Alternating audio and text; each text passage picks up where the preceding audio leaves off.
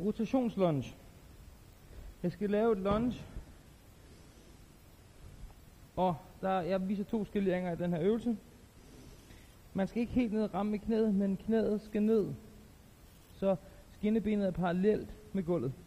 Så jeg starter hernede fra, får fat i sandsækken, kører den ud foran mig, bytter rundt på mine ben.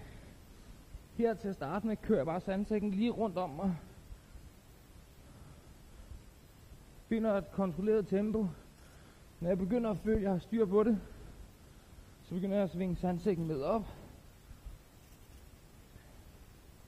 Bruger mine bagerste ben til at skyde kroppen frem og sende sandsækken højere og højere op.